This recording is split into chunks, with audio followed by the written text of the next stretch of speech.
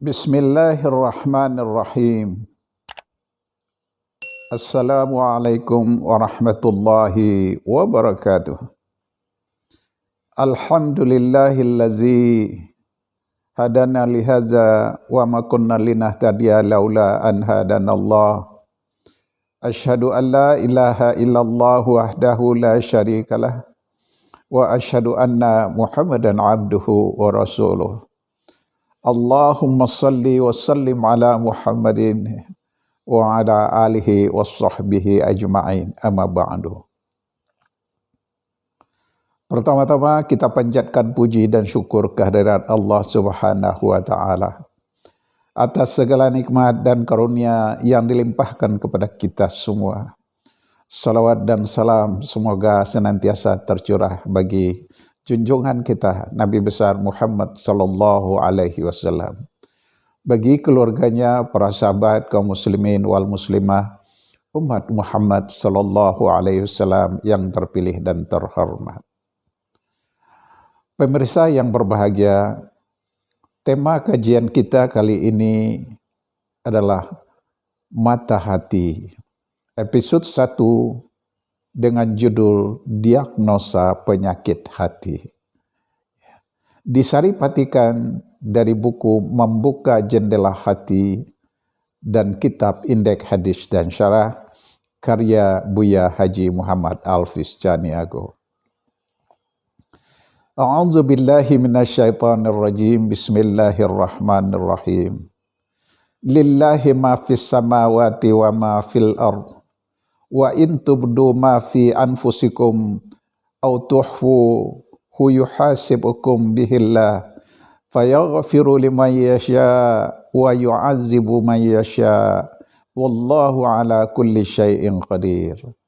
Artinya, kepunyaan Allah segala apa yang ada di langit dan di bumi ini. Dan jika kamu melahirkan apa yang ada di dalam hatimu, atau kamu menyembunyikannya, niscaya Allah akan membuat perhitungan dengan kamu tentang perbuatan kamu itu. Maka Allah mengampuni siapa yang Dia kehendaki dan menyiksa siapa yang Dia kehendakinya. Dan Allah Maha Kuasa atas segala sesuatu. Quran Surat Al-Baqarah ayat 284. Pemirsa pencinta Buya Alfiz TV umat Muhammad sallallahu alaihi wasallam yang terpilih dan terhormat. Kita mengenal 3 macam penyakit. Penyakit hati, penyakit jiwa, dan penyakit fisik. Membedakan penyakit fisik dengan penyakit jiwa lebih mudah ketimbang membedakan antara penyakit jiwa dengan penyakit hati. Walaupun demikian, ketiganya memiliki persamaan. Apapun yang diserang oleh ketiga penyakit ini, ia tidak akan mampu menjalankan fungsinya dengan baik. Tubuh kita tersebut berpenyakit apabila ada bagian tubuh kita yang tidak menjalankan fungsinya dengan benar. Telinga Anda disebut sakit apabila ia tidak dapat mendengar lagi. Di antara fungsi hati menurut Imam Al-Ghazali adalah untuk mendekatkan diri kepada Allah Subhanahu wa ta'ala. Allah telah menciptakan hati sebagai tempat Dia bersemayam. Sekali lagi, hati sebagai tempat Dia bersemayam. Tuhan berkata dalam sebuah diskusi, langit dan bumi tidak dapat meliputiku, hanya hati manusia yang dapat meliputiku. Dalam diskusi lain, Tuhan berkata, hai anak Adam, aku telah menciptakan taman bagimu, dan sebelum kamu bisa masuk ke dalam tamanku, kuusir setan-setan di dalamnya, dan dalam dirimu itu ada hati yang seharusnya menjadi taman yang kau sediakan untukku. Ya, hadis ini menunjukkan bahwa fungsi hati adalah untuk mengenal Tuhan, mencintai Tuhan, menemui Tuhan, dan pada tingkat tertentu melihat Tuhan dan berjumpa dengannya. Hati yang berpenyakit ditandai dengan tertutupnya mata batin kita dari penglihatan rohania. Pemirsa pencinta Buya Alfis TV, umat Muhammad Sallallahu Alaihi Wasallam yang terpilih dan terhormat. Ya, sudah bersihkah hati Anda? Sudah diusirkah setan-setan dari dalamnya? Tentu diri Anda masing-masinglah yang dapat menjawabnya. Ya, yang paling tahu tentu kita dan Allah. Ya. Kalau belum bersih, bagaimana cara membersihkannya? Caranya adalah dengan beribadah kepadanya dengan sungguh-sungguh. Di dalam hadis qudsi lain Allah berfirman, "Hai hamba-hambaku, sempatkanlah olehmu beribadah kepadaku. Nanti kupenuhi hatimu dengan kekayaan dan kedua tanganmu dengan rezeki. Jangan sekali-kali kau jauhi aku. Nanti hatimu akan terisi oleh kemelaratan dan kedua tanganmu penuh dengan kerepotan." Hadis qudsi, ya, Saudara, Rasulullah Shallallahu Alaihi Wasallam bersabda, apabila kamu berdoa, jangan berkata, "Ya Allah, ampunilah aku jika Engkau kehendaki." Tetapi hendaklah dia serahkan persoalannya, permohonannya dengan sepenuh hati, karena Allah tidak pernah segan untuk memberikan sesuatu kepadanya. Hadis riwayat Abu Daud, hadis nomor 342, jilid 1, Kitab Indeks Hadis dan Syarah karya Buya Alfis Caniago. Hadis ini menjelaskan doa adalah permohonan yang dipanjatkan seorang kepada Tuhannya. Sehingga dalam Islam, doa adalah sarana komunikasi dengan Allah. Apapun yang diminta dalam doa, Allah akan mengabulkannya. Allah Subhanahu wa taala berfirman, "A'udzu billahi minasyaitonir rajim. Bismillahirrahmanirrahim. Wa qala rabbukum ud'uni astajib lakum. Innal ladzina yastakbiru an ibadati sayadkhuluna jahannama khadakhirin." Artinya, dan Tuhanmu berfirman, berdoalah engkau kepada aku, niscaya akan kuperkenankan doamu. Sesungguhnya orang-orang yang menyombongkan diri dari menyembahku akan masuk neraka jahanam, ya, dalam keadaan hina dan din. Quran surat Al-Mu'minun, ya, ayat 60. Pemirsa pencinta Buya Alfis TV, umat Muhammad Sallallahu Alaihi Wasallam yang terpilih dan terhormat. Ada hubungan antara penyakit jiwa dengan penyakit fisik. Sebagai contoh, penyakit jiwa yang paling populer pada masyarakat modern adalah stres. Stres itu penyakit jiwa sebetulnya. Stres pada penyakit jiwa sama seperti dengan flu pada penyakit fisik. Dari beberapa penelitian ilmiah diketahui, ya, bahwa orang-orang yang stres mengalami gangguan, ya, sistem imunitas atau sistem kekebalan dalam tubuhnya. Ya. Orang yang banyak mengalami stres cenderung gampang sekali terkena penyakit fisik.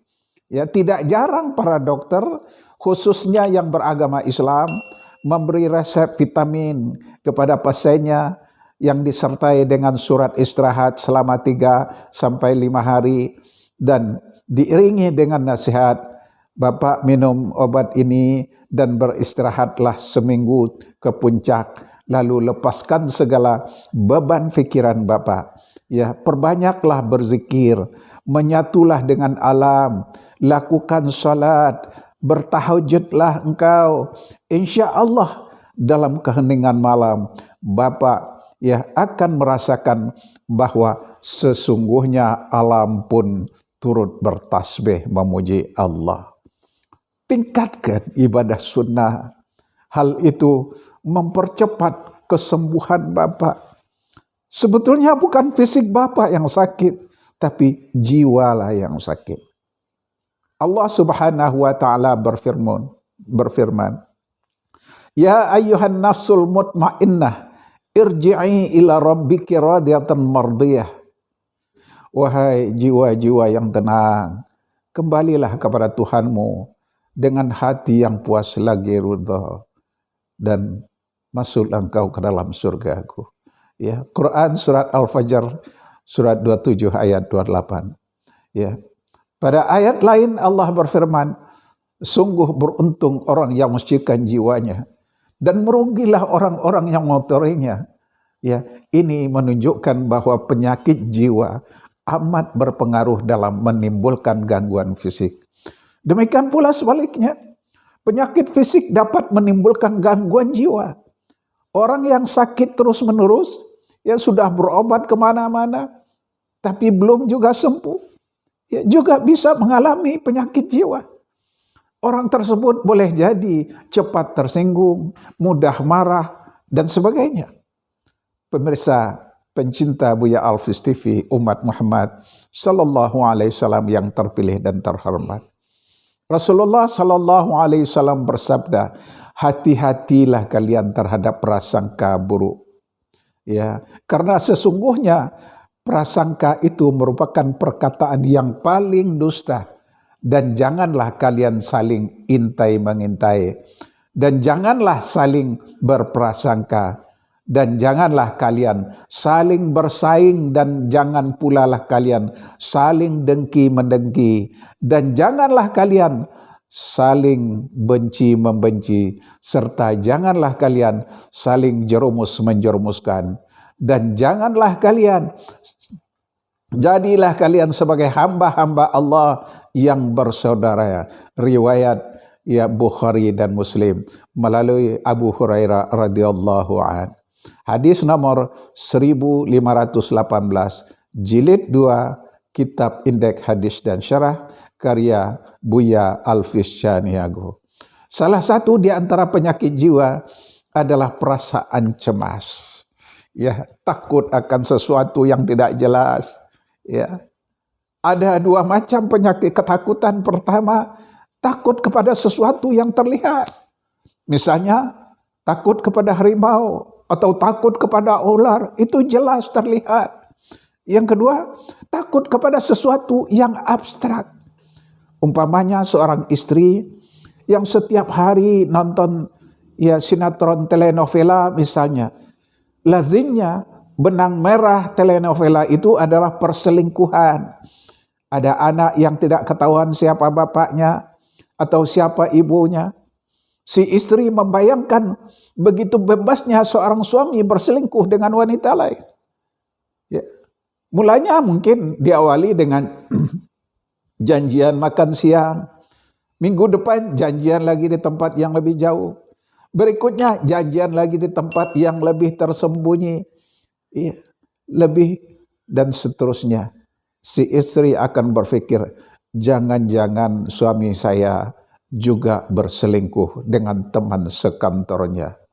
Oh, pantas alasannya lembur melulu. Oh, pantas ya belakangan ini keluar kota melulu. Sang istri membayangkan sesuatu yang bersumber dari imajinasinya sendiri. Ya, ini berarti istri tersebut mengalami gangguan psikologis. Ya, hal yang semacam ini tidak hanya dialami oleh istri, tetapi juga oleh suami. Namun perlu diingatkan bahwa agama melarang berburuk sangka.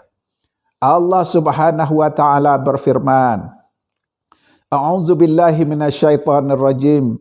Bismillahirrahmanirrahim. Ya ayyuhalladzina amanu istanibu katsiran minaz zanni inna ba'daz zanni ismun wala tajassasu wala ya'ta ba'dukum ba'dan ayyuhibbu ahadukum ayyakulla lahma ahihi maitan karihtumuhum wattaqullah innallaha tawwabur rahim. Artinya, hai orang-orang yang beriman, jauhi kebanyakan prabasangka, kecurigaan, karena semua dari prabasangka itu adalah dosa. Dan janganlah mencari-cari keburukan orang, dan jangan pula menggunjingkan satu sama lain. Adakah seorang di antara kamu yang suka memakan daging saudaranya sendiri yang sudah mati? Maka tentulah kamu merasa jijik kepadanya. Dan bertakwalah kamu kepada Allah. Sesungguhnya Allah Maha Penerima Taubat lagi Maha Penyayang. Surat Al-Hujurat, surat 49 ayat 12. Pemirsa pencinta Buya Alfis TV, umat Muhammad Sallallahu Alaihi Wasallam yang terpilih dan terhormat. Ada juga orang yang merasa bahwa semua orang di sekitarnya tidak suka kepada dia, dan mereka semua bermaksud mencelakakannya. Dia selalu dibayangi ketakutan seperti itu. Ya, para psikolog menyebutnya ketakutan seperti ini sebagai anxiety, penyakit hati menimbulkan gangguan psikologis, dan gangguan psikologis berpengaruh pada kesehatan fisik. Contoh penyakit hati adalah dengki, iri hati, dendam. Dendam adalah rasa marah yang kita simpan jauh di dalam hati, sehingga menggerogoti hati kita. Ya, akibatnya dari penyakit dendam, kita menjadi stres, ya, berkepanjangan. Disinilah pentingnya peranan puasa yang kita lakukan setiap bulan Ramadan, atau puasa, ya, sunnah setiap bulan. Orang yang berhasil berpuasa dengan baik tidak akan menjadi dendam. Ya, ada dua cara orang berpuasa. Pertama menahan, yang kedua menguasai atau mengontrol.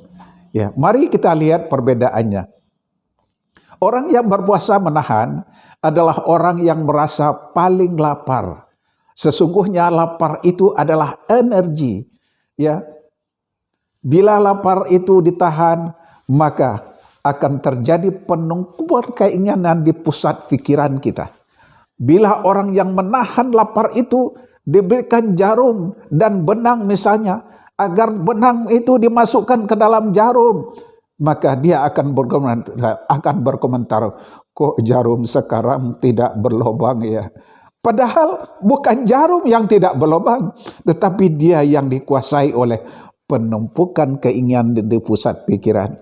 Orang yang seperti inilah yang paling merasa lapar terus, ya. Tapi orang yang berpuasa, menguasai atau mengendalikan, tidak merasa lapar. Ya, walaupun dia bekerja dari pagi sampai sore, karena energi yang menumpuk di pusat pikirannya disublimir, dirubah daya gunanya. Ya, kalau tadi berguna untuk makan dan minum, maka sekarang dirubah daya gunanya menjadi perbuatan-perbuatan yang dibenarkan oleh Allah, ya, dilakukan pada siang hari pada bulan Ramadan. Saudara, demikian juga halnya dengan dendam. Dendam itu adalah energi. Bila dendam itu kita tahan, maka akan terjadi penumpukan pada pusat pikiran kita. Ya. Tapi kalau energi itu kita sublimir, kita robah daya gunanya untuk perbuatan atau ibadah mahdah maupun ibadah muamalah, baik itu vertikal maupun horizontal, maka tidak akan terjadi keresahan hidup, ya, ketegangan pikiran, tidak akan terjadi stres berkepanjangan. Allah Subhanahu wa taala berfirman, A'udzu billahi minasyaitonir rajim. Bismillahirrahmanirrahim. Ya. Wa naza'na fi sudurihim min gillin ikhwanan ala sururin muttaqabilin. Artinya, dan kami lenyapkan segala rasa dendam yang berada dalam hati mereka. Ya. Sedangkan mereka merasa bersaudara, duduk berhadap-hadapan, dia di atas divan. Masya Allah. Quran surat Al-Hijr, ya, ayat 47. Namun ada juga yang melepaskan, ya, melampiaskan yang dengan meninju tembok, ya. Jadi karena kesal dia, karena penumpukan di pusat pikirannya, lalu dia lempeskan dengan meninju tembok, marah-marah, bahkan memecahkan piring dan sebagainya. Ada piring yang melayang, itu salah satu, itu penyebabnya. Itu bukanlah solusi yang baik, tapi penyiksa terhadap diri sendiri. Iri hati, akibat iri hati ialah kehilangan perasaan tenteram. Ya, orang yang iri hati tidak bisa menikmati kehidupan yang normal, ya, karena hatinya tidak pernah bisa tenang sebelum melihat orang lain mengalami kesulitan. Dia melakukan berbagai hal untuk memuaskan rasa iri hatinya. Bila ia gagal, ia akan jatuh kepada frustasi. Allah Subhanahu wa taala berfirman, A'udzu billahi minasyaitonir rajim. Bismillahirrahmanirrahim. Wala tamannau man fadlallahu bihi ba'dakum ala ba'din. Artinya, dan janganlah kamu iri terhadap apa yang dikurniakan Allah kepada sebagian kamu, lebih banyaklah dari sebagian yang lain, lebih banyak daripada sebagian yang lainnya. Ya, Quran surat An-Nisa surat 4 ayat 42. Imam Ali bin Abi Thalib berkata, tidak ada seorang yang zalim yang menzalimi orang lain sambil sekaligus menzalimi dirinya sendiri selain orang pendengki. Ya. Oleh sebab itu saudara, jangan mendengki. Ya, selain menyakiti orang lain, orang yang dengki juga akan menyakiti diri sendiri. Ya. Ada penyakit hati yang langsung berpengaruh kepada gangguan fisik. Bakhil misalnya. Bakhil adalah penyakit hati yang bersumber dari keinginan yang egois, keinginan untuk menyenangkan diri secara berlebihan akan melahirkan kebakhilan. Ya, penyakit bakhil berpengaruh langsung pada gangguan fisik. Ya, pernah ada orang datang kepada Imam Ja'far alaihissalam. Dia mengadukan sakit yang diderita seluruh anggota keluarganya yang berjumlah 10 orang. Imam Ja'far berkata dengan menyebutnya sabda Rasulullah sallallahu alaihi wasallam, sembuhkanlah orang-orang yang sakit di antara kamu dengan banyak bersedekah. Ya. Dalam hadis lain disebutkan di antara ciri-ciri orang yang bakhil adalah banyaknya penyakit. Pemirsa pencinta Buya Alfis TV umat Muhammad sallallahu alaihi wasallam yang terpilih dan terhormat. Ya, demikian kajian kita kali ini dengan tema Mata Hati episode pertama. Ya, semoga bermanfaat dan semoga kita semua termasuk orang-orang yang selalu istiqamah, tetap lurus di jalan Allah, tidak berbelok dan tidak berbelokkan, tidak mau dibelokkan.